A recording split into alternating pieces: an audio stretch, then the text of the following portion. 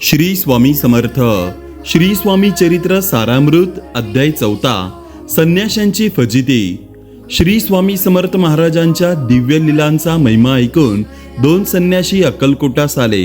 श्रींचे बाह्य वर्तन पाहून हे स्वामी नाहीत, ढोंगी आहेत, त्यांच्या नादी लागू नका असे अत्यंत कडवट भाषेत हे संन्याशी दर्शनार्थींना सांगू लागले.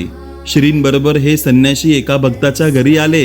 तेथे कृपा सिंधूंच्या आगमनाच्या वार्तेने भक्तगणांची प्रचंड गर्दी झाली.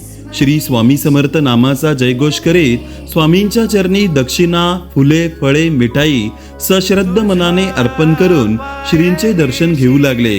भक्तांची ही श्रींवरील अचल भक्ती, निस्सीम प्रेम व भक्तिभाव पाहून हे संन्याशी आश्चर्याने थक्क झाले. दर्शनार्थींनी आणलेला प्रसादाचा ढीग स्वामींनी स्वतःकडे न ठेवता संन्याशांकडे दिला. मेवा मिठाई पाहून संन्याशांच्या तोंडाला पाणी सुटले, पण खाणार कसे? कारण स्वामी भक्तांची प्रचंड गर्दी समोर होती. गर्दी ओसरली तेव्हा सूर्यास्त झाला होता. सूर्यास्तानंतर संन्याशांना अन्नपाणी वर्ज्य असल्याने दोघांनाही उपवास घडून त्यांची फजिती झाली. भुकेने व्याकुळ होऊन त्यांनी रात्र जागून काढली.